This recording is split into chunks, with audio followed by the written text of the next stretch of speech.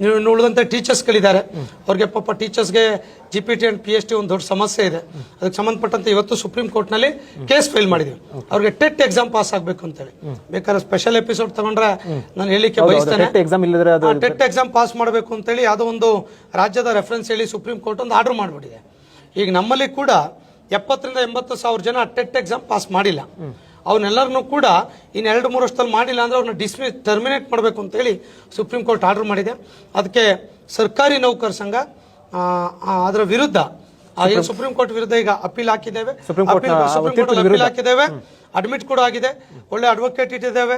ಈಗೆಲ್ಲ ಶಿಕ್ಷಕರಿಂದ ಒಂದು ಸಹಿ ಚಳವಳಿ ಕೂಡ ಮಾಡ್ತಾ ಇದ್ದೇವೆ. ಅದನ್ನೆಲ್ಲ ಕಲೆಕ್ಟ್ ಮಾಡಿ ನಾವು ಸುಪ್ರೀಂ ಕೋರ್ಟ್ಗೆ ಫೈಲ್ ಮಾಡ್ತೇವೆ. ಇಷ್ಟು ಜನ ನಮ್ಮ ವಿರೋಧ ಇದೆ.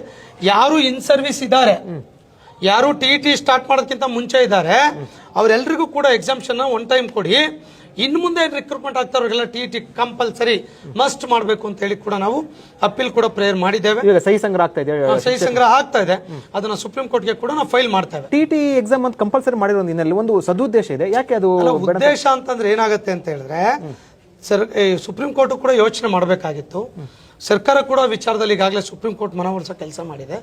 ಪರೀಕ್ಷೆಗಳನ್ನುವಂಥದ್ದು ಮಾನದಂಡ ಅಲ್ಲ. ಇವತ್ತು ಅನುಭವಗಳ ಜೊತೆ ತರಬೇತಿ ಅನ್ನುವಂಥದ್ದು ಬಹಳ ಮುಖ್ಯ. ತರಬೇತಿಗಳ ಕಡೆ ಗಮನ ಕೊಡ್ಬೇಕು ಇವರು. ಪರೀಕ್ಷೆ ಅನ್ನುವಂಥ ಮಾನದಂಡ ಇಟ್ಕೊಂಡು, ಈಗ ಎಕ್ಸಾಂಪಲ್ ಅಪ್ಪ, IAS ಆಫೀಸರ್ ಪ್ರೊಬೇಷನಲ್ಲಿ ಎಕ್ಸಾಮ್ ಬರೆದ್ಬಿಟ್ಟು IAS ಪಾಸ್ ಆಗ್ತಾರೆ. 20 ವರ್ಷ ಆದ್ಮೇಲೆ ಮತ್ತೆ ಅದೇ ಎಕ್ಸಾಮ್ ಬರೆದ್ರೆ ಆಗೋದಿಲ್ಲ. ಯಾರಿಗೆ ಆಗ್ಲಿ, ಯಾರಿಗೆ ಇಲ್ದಾರೆ ಎಕ್ಸಾಮ್, ಇವ್ರಿಗೆ ಆತಕ್ಕೆ ಇವ್ರಿಗೆ ತರಬೇತಿಗಳನ್ನ ಕೊಡಿ. ಅರ್ಥ ಆಯ್ತಲ್ಲ? ಎಕ್ಸಾಮಿನೇಷನ್ ಅನ್ನುವಂಥದ್ದು ಬೇರೆ ಸೆಕ್ಟರ್, ನಮ್ ಸೆಕ್ಟರ್. ಹೊಸದಾಗಿ ಅಪಾಯಿಂಟ್ಮೆಂಟ್ ಮಾಡೋರಿಗೆ ಬರೀರಿ, ನಮ್ ತಕರಾರಿಲ್ಲ. ಈಗ ಮಾಡಲ್ಲ, ಮಾಡ್ಕೊಂತ ಇದ್ದಾರೆ. ಇನ್ ಸರ್ವಿಸ್ ಆಗಿರೋರು ಮಾಡಿದ್ದಾರೆ. 2016 ಆನ್ವರ್ಡ್ಸ್ ಅದೇನಿದ್ದಾರೆ ಅವ್ರಿಗೆ ಮಾತ್ರ ಆ ಟೈಮ್ ಎಕ್ಸಾಮ್ಷನ್ ಕೊಡಿ ಅನ್ನುವಂಥದ್ದು ನಮ್ಮ ಪ್ರೇಯರ್ ಆಗಿದೆ. ಇವತ್ತು ಸುಪ್ರೀಂ ಕೋರ್ಟ್ ಅಲ್ಲಿ ಕೇಸ್ ಅಡ್ಮಿಟ್ ಆಗಿದೆ. ವಿಶ್ವಾಸ ಇಡಿ ರಾಜ್ಯದ ಸುಮಾರು 60-70 ಜನ ಪ್ರಾಥಮಿಕ ಶಾಲಾ ಶಿಕ್ಷಕರಿಗೆ exemption of the TET and then C&R ತಿದ್ದುಪಡಿ ಅಂಡ್ ದೆನ್ ಪ್ರಮೋಷನ್ ಕೊಡಬೇಕು. 4 ವರ್ಷದಿಂದ ಪ್ರಮೋಷನ್ ಇದೆ ಪ್ರಾಥಮಿಕ ಶಾಲಾ ಶಿಕ್ಷಕ. ನಿಜವಾದ ಶೋಷಣೆಗೊಳಗಾಗಿದ್ದಾರೆ. ಆ ವಿಷಯದ ಬಗ್ಗೆ ಕೂಡ ಚರ್ಚೆಗಳು ನಡೀತಾ ಇದೆ. ನ್ಯಾಯಾಲಯದ ಹಂತದಲ್ಲಿ ಏನು ಕ್ರಮ ಕೈಗೊಳ್ಳಬೇಕು, ಸಂಘಟನೆ ನಿರಂತರವಾಗಿ ಅವ್ರ ಜೊತೆ ನಾವು ನಿಂತಿದ್ದೇವೆ, ಮುಂದೆ ಕೂಡ ನಿಲ್ತೇವೆ ಅನ್ನೋದನ್ನ ಈ ಸಂದರ್ಭದಲ್ಲಿ ಹೇಳಿಕ್ಕೆ ನಾನು ಬಯಸ್ತೇನೆ. ಅದ್ರ ಮಧ್ಯೆ ನಿಮಗೆ ಸರ್ವೆಗಳು ಬರುತ್ತೆ, ಎಲೆಕ್ಷನ್ಸ್ ಬರುತ್ತೆ, ತುಂಬಾ ಒತ್ತಡ ಇದೆ. ಶಿಕ್ಷಕರ ಪರವಾಗಿ ಯಾರು ಕೆಲಸ ಮಾಡೋಕೆ ಅವ್ರು ಮಾಡ್ತಾ ಇಲ್ಲ. ಅವ್ರು ಬರೀ ಟೈಮ್ ಪಾಸ್ ಮಾಡ್ಕೊಂಡು ಮನವಿ ಕೊಟ್ಕೊಂಡು ಹೋಗಿದ್ದಾರೆ. ಸುಪ್ರೀಂ ಕೋರ್ಟ್ಗೆ ಇಷ್ಟೊತ್ತಿಗೆ ಹೋಗ್ಬೇಕಂತ ಆಗ್ತಾ ಇಲ್ಲ. ಎಲ್ಲರ ಮೇಲೆ ಒತ್ತಡ ಹಾಕಿದಾಗ ಸುಪ್ರೀಂ ಕೋರ್ಟ್ ಕೂಡ ಗಮನ ಹರಿಸುತ್ತೆ.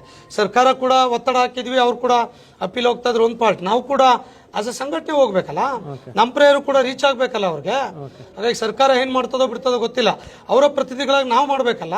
ಆ ಕೆಲಸ ನಮಗೆ ಪ್ರತಿ ವರ್ಷ 200 ರೂಪಾಯಿ ಮೆಂಬರ್ಶಿಪ್ ಕೊಡ್ತಾರೆ. ಟೀಚರು ಕೂಡ ನಮ್ಮ ಸಂಘದ ಸದಸ್ಯರು, ಆಕ್ಚುಯಲ್ ಸದಸ್ಯರಿದ್ದರು ಆ ಸಂಘದವ್ರು ಮಾಡ್ತಾ ಇಲ್ಲ, ನಾವು ಮಾಡ್ತಾ ಇದೀವಿ ಅನ್ನೋದನ್ನ ತಮ್ಮ ಮಾಧ್ಯಮದ ಮುಖಾಂತರ ಹೇಳಲಿಕ್ಕೆ ಬಯಸ್ತೇನೆ.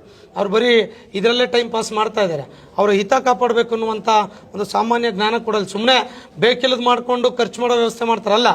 ಈಗ ಸುಪ್ರೀಂ ಕೋರ್ಟ್ ಹೇಳಿದ್ಮೇಲೆ ಸುಪ್ರೀಂ ಕೋರ್ಟ್ಗೆ ಹೋಗ್ಬೇಕು ನಾವು ನ್ಯಾಯ ಕಂಡುಕೊಳ್ಳಕ್ಕೆ. ಅದನ್ನ ಬಿಟ್ಟು ಬೇರೆ ಮಾರ್ಗಗಳನ್ನ ಬಳಸ್ತಾರೆ. ಸ್ಕೀಮ್ ಇರುತ್ತೆ ಅದರಲ್ಲಿ.